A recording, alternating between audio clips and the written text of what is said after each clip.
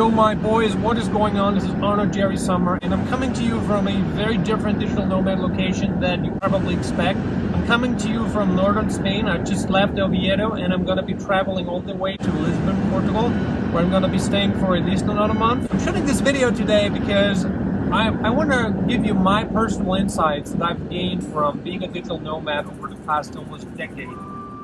And from what I have learned, what I have done right, what I have not done right, and how you can succeed as a digital nomad, how you can focus on the good stuff, leave the bad stuff aside, have maximum productivity, achieve awesome results, and get everything that you want to have in life. Okay, so if you want all of this, all the points that I just mentioned, then make sure you watch this whole video. Make sure you watch this video to the end because you're going to get a ton of value out of it. As you can see here, I'm not sure if you can see that, but there's a lot of snow going on here, right? I mean, this is a very cold area. It's not a very typical digital nomad location that anyone would consider when relocating or when spending just a little bit of time every year in another country, right? But I was just visiting my brother who lives up in the mountains in northern Spain. And this dude lives a really simple life, but pretty much shows me that you can be happy even if you don't have a lot of money in the bank, right? You just need to find what you like, you need to find what inspires you, and you need to live life to the fullest, right? You need to be able to find your path. And we're right now in a tunnel, right? And I think your digital nomad journey is kind of like entering a tunnel. You're looking for that end result, you're looking for those benefits. And what are those benefits? Let's say you start your digital nomad journey and you're super excited, you can't wait to meet a lot of people, you look forward to starting new projects, masterminding, hanging out with people, whatever it would be. It's really important that you focus on your main stake, the one thing that's going to make you money so you can sustain your digital nomad lifestyle. And that's important because you don't want to go somewhere and get distracted doing a lot of things that are actually not going to add value to your business. I totally understand that you want to be able to make money, you want to be able to have all these benefits, but you have to understand the sacrifice that you have to make. And the sacrifice is to never lose focus on your main goal, on your main business that allows you to live that awesome lifestyle that everyone wants so much. Don't lose track of that. It's super important. Being a digital nomad can be a little bit lonely at times because you are away from your family. If family is important to you and you don't have that while you're traveling, while you are living your digital nomad lifestyle, I think, yeah, you should socialize with other digital nomads, other entrepreneurs living in the same location where you're based in. Make sure that you watch your time because you can't hang out for hours and hours every day and expect your business to grow unless those connections and unless the time that you spend with those people actually add to your project. If they don't, you gotta be very mindful and careful with how much time you spend. So you want to be able to really have this under control. If you don't own your business, if you don't have control over your business, nobody else will, right? You need to have that control. So yeah, I would say definitely go out, socialize with people, enjoy that part of the digital nomad lifestyle because yeah, there's nothing better than talking and communicating with other like-minded individuals that are on the same page with you. And we all need that. We all need to be social in order to be happy. You know, even the most introverted digital nomad, hardworking digital nomad still needs that because, you know, we're not machines. We have feelings, we're humans, we want to, you know, like try stuff, we want to be able to talk about things.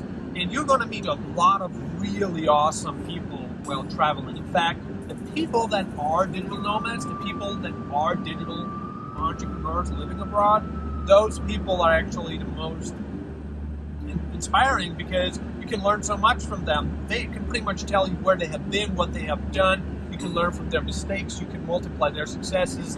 They have a ton of value to share.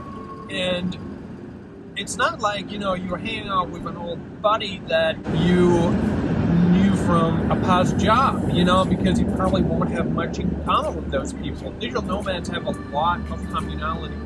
You know, even though they have probably different businesses, in a nutshell, they are still the same, right? They still have the same aspirations as you. It's really important that you actually spend time with those people because they're going to help you grow. Even if you're not able to work with them yet because they are super occupied in their own digital business, so you don't really have time to start another project with you, they can show you the path. They can show you what has worked for them, how they did it, what didn't work for them, like pitfalls to avoid. I mean, they can just lay out everything that they have done, especially if they have been around for a decade or more, or even just for a few years. They've been successful digital nomads for the past couple of years. You can bet that they have a very successful business because the person travels a lot, they are able to support their lifestyle, meaning they probably don't get financing from their parents, right? It could be, but unless they have rich parents, they probably don't. And just take a look at their portfolio and their resume, just listen to it, And a lot of people that are worth hanging out with. So that's the good part about digital nomadism. Like I said before, just make sure you avoid the pitfalls you want to be social, but focus on your business. In the morning, every morning, write down everything you need to get done that day in order to achieve your most significant goal, which is making more money from your main business. That's your primary objective every single day. So that's got to be your top priority. Second priority is to focus on how you can grow other parts of your life, which is also important, right? Make sure you have a look at health. Stay healthy because working from home, sitting in front of the computer tons of hours every day, you need exercise. You need to train your brain. You need to go out and get some fresh air. You need to make sure that your body, your physics stay intact as well. It's not just about how much money you make, but it's about your overall health as well. So that's the second thing, right? Watch your health. Third thing, make sure you have a social life because you can do that for a few weeks, not meeting anyone, not hanging out with anyone, and not doing anything, just working, grinding. But guess what? You're going to get maxed out for sure because we're all humans, we're not machines, right? We have a limited amount of capacity, a limited amount of energy that we can use, and you got to recharge that. How you recharge that is by meeting other digital nomads. So that's the third point, giveaway number 3. And what I was going to tell you, make sure you also don't lose touch with your family because they're important. Even though they're not with you right now, they still worry about you, they care about you, they want you to have a good time, and you probably want them to be happy as well. So make sure you don't lose touch with your family because eventually you will go back home and you don't want to be really distanced from those people that you've known for such a long time. Don't do that. Spend time with them, give them time, even if it's just a few minutes a day, they're going to appreciate that a lot. So those are the giveaways.